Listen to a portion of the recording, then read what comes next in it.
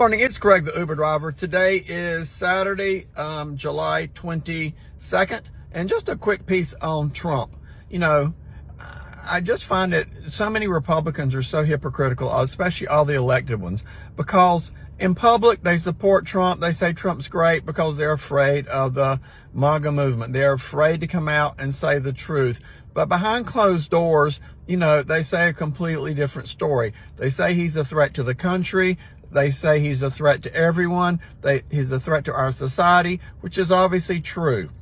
Trump is interested in one thing and one thing only. Trump is only interested in Trump. Trump doesn't care about these MAGA people. Trump doesn't care about his family. Trump doesn't care about the country. Trump doesn't care about anything except Trump. So how can these people be so blind and not see that this is what Trump is and this is what Trump does?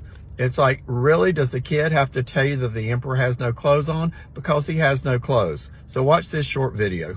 In Washington, I mean, all the way up to the Speaker of the House, know better. In private, they tell their aides and their friends that Donald Trump and the MAGA movement are a threat to this country. In public, they bolster it, they promote it, they continue to champion a twice impeached, twice indicted, disgraced ex. Things the media doesn't want you to know about Donald Trump.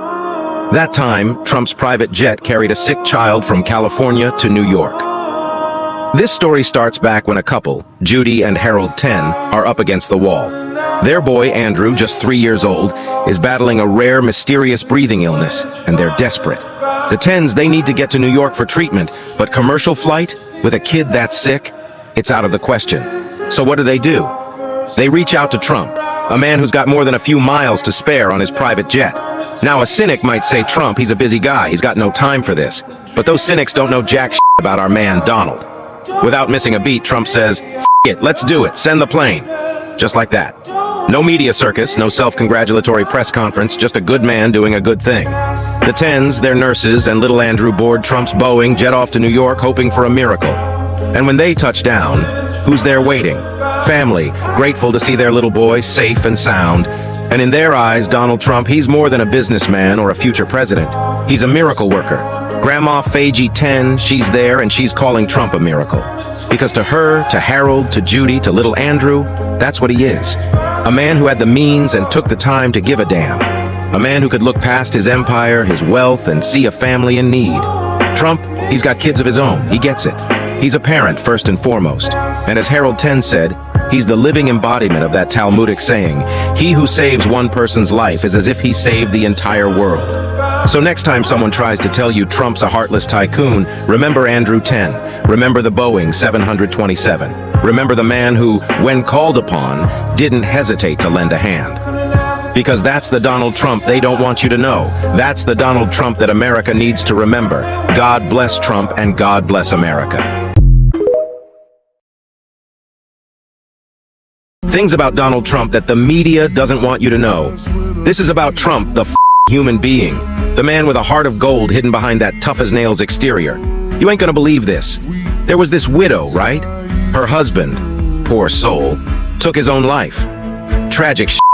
Left her with a little girl and a $300,000 mortgage. I mean, can you imagine? A mountain of debt and not a clue on how to climb it. But then, out of nowhere, like a superhero from one of those comic books, here comes Donald Trump. And I ain't talking about the billionaire real estate mogul. I'm talking about the Donald who sees a fellow American in distress and steps the up. He didn't just write a check to help this woman out, no sir. He went and paid off the whole damn mortgage. 300 grand, just like that. Gone. Poof. And the media, Hollywood, those on late night TV, hypocrites, all of them. They're all about their charity galas, their foundations, their Instagram posts feeding. But when the time comes, where the are they? Trump didn't need a camera crew following him around to do good. He didn't tweet about it, didn't hold a press conference. He just did what was right. Because that's who he is, a man of action, not just words. So this poor widow, her world falling apart, her kid looking at a future in the gutter, they get a lifeline. From a man the media loves to hate. From a man who gets up on the stage, says what needs to be said, does what needs to be done. Next time you see someone bad-mouthing Trump, you remember this story. You tell them about the widow and her daughter, about the mortgage and the man who stepped in when he didn't have to.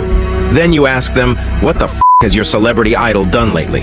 Because I'll tell you what, I'd take a man who acts over a man who talks any day of the week. And if that man is Donald J. Trump, then hell yeah, I'm in his corner. Because he was in mine when it counted. And that's more than I can say for any of these Hollywood hypocrites.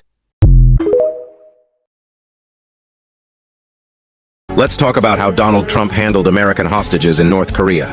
So let's set the scene. North Korea, a hermit kingdom run by this absolute loon Kim Jong-un, has American citizens held hostage.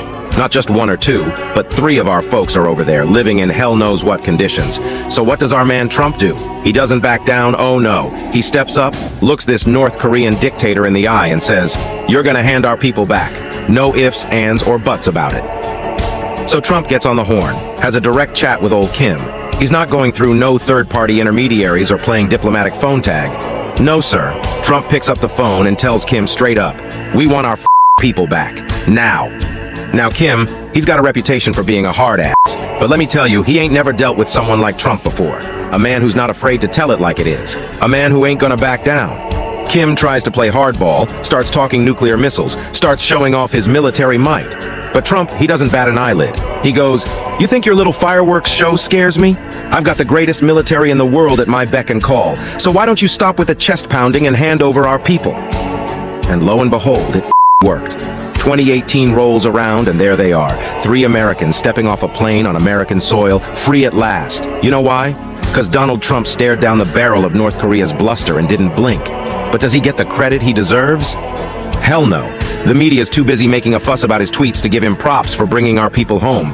But that's the real deal about Trump. He's not about the words, he's about the action. And that's why we love him. In the annals of presidential history, Trump will be the guy who talked tough, stared down a dictator, and brought our people home. So next time you think about Trump, remember that he's the guy who said you to North Korea and brought our folks home. That's the kind of leader we need, the kind that puts America first, every time. That time, Donald Trump stopped a mugging. So we're gonna take a trip down memory lane, all the way back to 1991. Picture it. The Big Apple, New York City, nighttime. Trump was cruising down the streets in his limo. Now you might think, he's a billionaire. What does he care about what's happening on the street? Well, folks, this is where you'd be wrong. Because you see, Trump, he's always had a heart for his fellow Americans. So there he was, in his limo, when suddenly he sees something happening that just ain't right. A man carrying a bat is violently attacking another guy on the street. The scene is chaotic, dangerous, but does our man back down? Hell no. Trump, he does the unthinkable. He tells his chauffeur to pull over, gets out of his limo, and walks towards the mugging. Mind you, he's unarmed and the mugger has a bat. But Trump, he didn't back down. With the classic Trump confidence we all know and love, he looked that mugger in the eye and said something like, "Look, you've got to put the bat down. This isn't right. We've got to respect each other." Now, I don't know about you, but the guts it takes to face down a mugger, with no regard for his own safety, that's bravery, that's courage. That's the spirit of a real leader.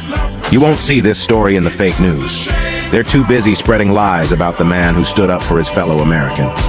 But this is the Trump we all know and love. The man who's never afraid to step up, to do what's right, to defend the defenseless. So next time someone tells you that Trump's just some billionaire, that he's out of touch, you remind them of that night in '91. You tell them the story of a leader who stepped out of his limo and risked it all to stop a mugging. Because that's the kind of president we want. That's the kind of president we deserve. A president who's a fighter, a president who stands up for us. And that, my friends, is Donald J. Trump. Things the media doesn't want you to know about Donald Trump. Listen, y'all, they just don't get it. They look at the big man, the Donald, and they say, "What's this guy doing in politics?" They say, "He's a businessman, not a politician." And I say, that's exactly the point. That's exactly why he's the perfect man for the job. I mean, seriously, look at America. What is it? It's a big-ass business. It's all about trade, commerce, and making the greenbacks, baby. And who knows how to do that better than anyone? Trump, that's who. He built an empire in real estate in New York City of all places. That's no easy task, my friends. So he steps up and says, I'm gonna run this joint America like a business. The people, they lose their minds. They're like, no, you can't do that. You're not a politician. And Trump, he's just grinning, you know, like he does. He says, that's right, I'm not a politician. I'm a businessman. Now look, you got these damn politicians who've been running things for ages. And what do they got to show for it? Debt, wars, jobs shipped overseas?